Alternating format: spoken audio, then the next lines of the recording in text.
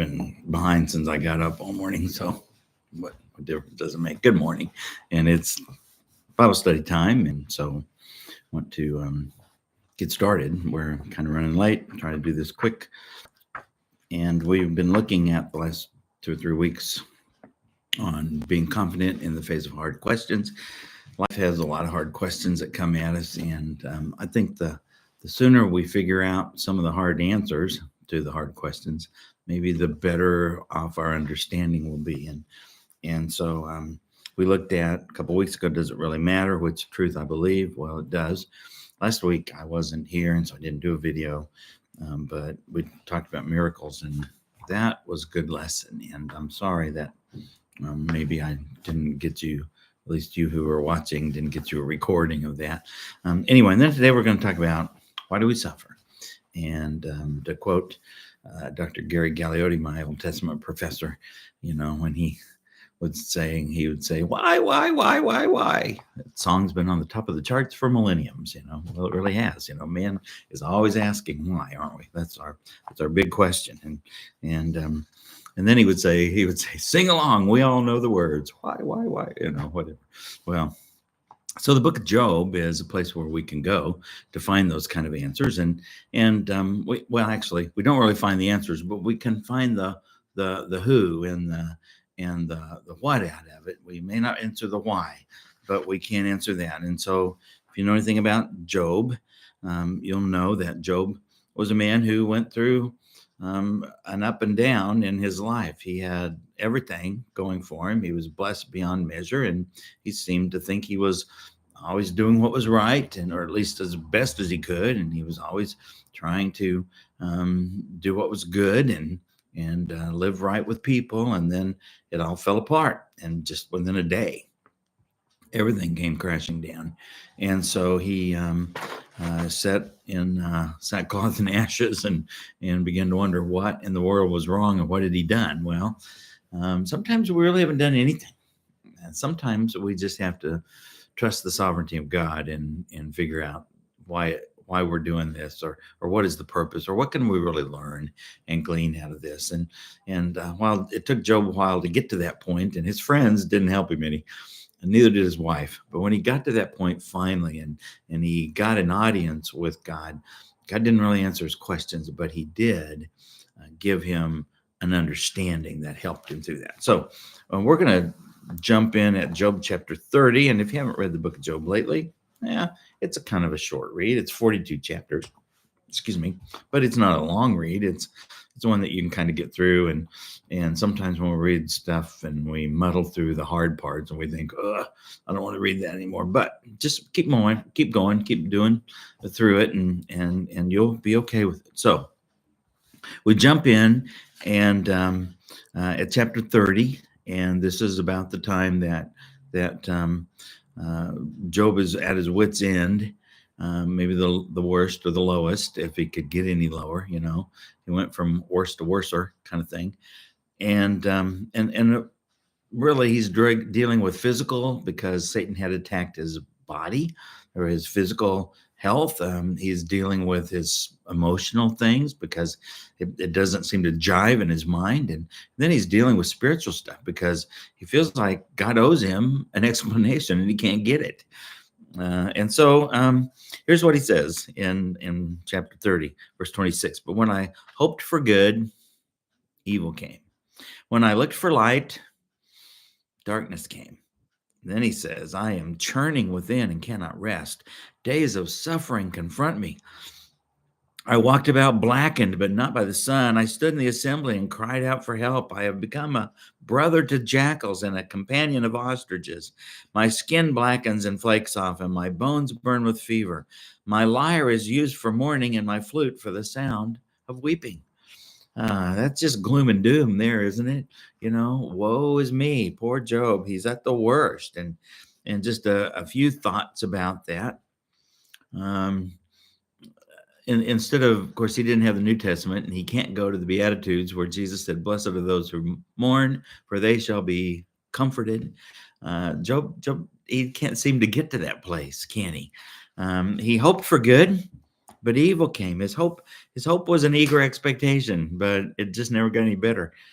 Sometimes that's the way life is. It doesn't get any better this side of heaven, but we have the promise and the assurance of the future and the sovereignty and faithfulness of God. He said, I looked for dark or for light, but all I got was more darkness. He said, I'm churning within, and there's that emotional and physical and spiritual struggle all combined into kind of one thought.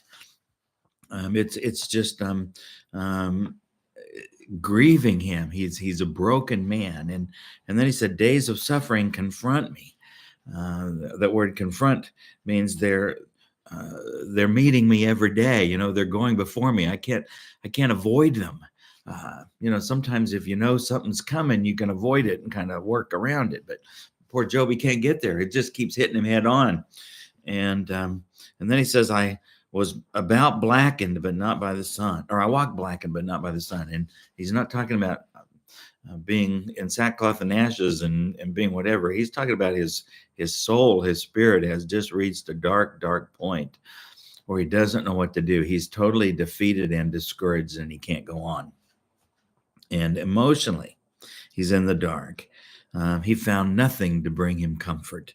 Uh, it just keeps adding to his misery. Sorry. And some people say, it gets worse and worse and worse and worse, and then disaster strikes, right? Well, that's what's happening to poor Job. And then he said, I'm a brother to the jackals. I'm like, my best friends have become the dirtiest dogs. And he says, I'm a companion to ostriches. And we don't even know what that means. And I'm not even sure an Israelite can tell you exactly what he was referring to there, other than, he's just saying, I don't have any real friends. I'm so low that even the dogs won't hardly accept me, and even the ostriches won't hardly take me in. He says, my bones are burning with fever. And then just when he thinks maybe I can get a happy song, or at least something that'll give me a little joy or laughter, his lyre, his harp and his flute, all they do is play, funeral dirges. So he's just as broken. Um, are you feeling sorry for him? Do you feel like, oh, that poor Job, he's so down in the dumps, he's so awful? Well, or are you saying, yep, Job, I know exactly what you're going through. I'm there. Well, whatever you're thinking, just hang on to the thought, because even though we experience suffering and we all go through grief and that kind of thing, we may not understand it, but we can learn that God is sovereign and that we can trust him. So we jump over then 12 chapters. We go to chapter 42, which is the last chapter in the book, I believe. I think that's right. And in verse 1, it says, Then Job replied to the Lord, I know that you can do anything, and no plan of yours can be thwarted. You ask, who is this who conceals my counsel with ignorance? That's what God asked to Job. And Job said, Surely I spoke about things I did not understand, things too wondrous for me to know. What's he saying here? Well, Job was basically saying that, after God had confronted him and God had met him where he was, God didn't say, well, 2 plus 2 is 4, and this is how this all adds up and all that kind of thing. God basically said to him, Job, you're just Job, and I'm God. And I can't even begin to explain to you why this is going on, why this is happening, because you couldn't even begin to comprehend it. You can't even put it together, Job. You don't even have a clue. You don't know. And then God asked him some things like, I wonder where you were, Job, when like we hung the stars in the sky. I wonder where you were when we made water. I wonder where you were when we did all this kind of stuff. God the Father, God the Son, and God the Holy Spirit. In other words, God's saying, there is a God and you're not him, and it's me. That's what God is saying to him. And so Job figured out that was probably what he really needed to hear, not so much the answers to the why. What he really needed to hear was it's okay to trust God. It's okay to put your faith in God. So what does he say here? He said, he replied to God, I know that you can do anything and no plan of yours can be thwarted. In other words, he just needed a reminder that God's in control. Now, I'm going to tell you something, folks. If you do not trust the authority over you, if you don't trust the designer, you'll never trust the design. And that's the truth. I can't fix that I was born with blue eyes and short and dumpy and my hairline starting to recede, and turn to gray and white and whatever. I can't fix that. I can't change the fact that I was born in North Missouri, or I was born in Southern Iowa. Sorry, I don't advertise that often, but I was born in and I lived in that area of the world, and that's where I'm from. I had my parents. Things in life you cannot change. There's things that just happen in us and to us and through us that are life, and we don't understand the who, what, where, how, and why of a lot of things. But we can say, like Job said, surely I spoke about things I didn't understand, things too wondrous for me to know. One of the things that God had asked him was, who is this who conceals my counsel with ignorance? In other words, in a lot of the things that God said to Job, if you go back and read those chapters in between, he was saying to him, where do you think I'm going to get my advice, Job? Me. That's what God's saying. So God says, who is this who conceals my counsel with ignorance? In other words, who's smarter than me? Who's smarter than God? Who's fixing it or who's doing whatever? Nobody, Job. So get it, figure it out. He's trying to help him understand what authority and sovereignty of God are really all about. The question of suffering is not about the why, but the question is about the who. And if we believe that God is sovereign, that he is all that he is, and that he is trustworthy, then we can put our faith in him. So that's the essence of trust, isn't it? That we believe that God has control of all things. Does he allow the evil one to do some things to us and that? Well, yeah, but can we trust God? Absolutely. And then the last passage is the next three verses. Chapter 42, verse 4 says, you said, listen now, and I will speak. When I questioned you, you will inform me. I had heard reports about you, but now I have seen you. My eyes have seen you. Therefore, I reject my words and am sorry for them. I am dust and ashes. Job did a lot of thinking out loud when he complained about God to his friends, and his friends did a whole lot of philosophizing on what they thought, was really the problem. Sometimes we just need to stop thinking out loud, and we need to be still and know that God is God. And the scripture tells us that often, doesn't it? So we can experience the presence of God even in our suffering if we'll just shut up and listen a little bit, or just remind ourselves that he's trustworthy. If we'll stop and worship, give God the praise, give him the glory. The Lord giveth and the Lord taketh away. Job said, blessed be the name of the Lord. He wanted to say that. He wanted to say it with sincerity and in a genuine spirit and attitude, but in his heart, he just could not get there. Well, folks, we have to get there.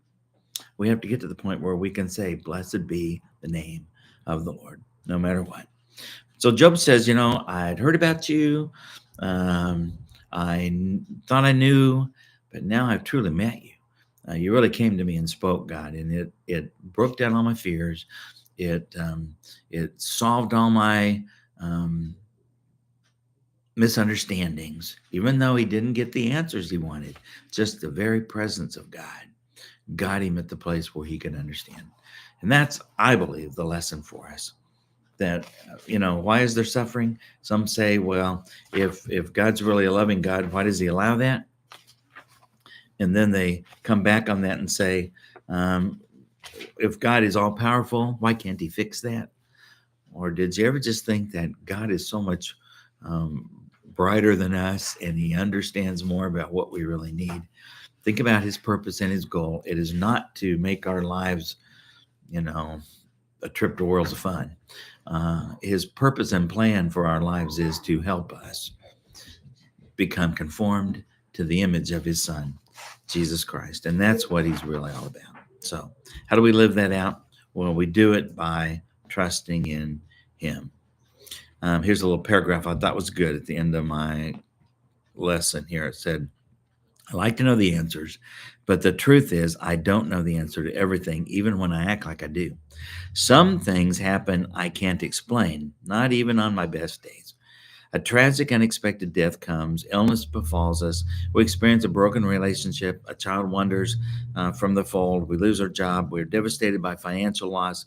Those and several other events that threaten to crush us are too real. Perhaps you've walked in those paths, but we can stop and say, God, who are you?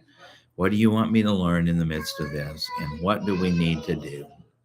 And then we can trust him. So that's my prayer, is that we'll learn to do that better. All right. God bless y'all. Bye.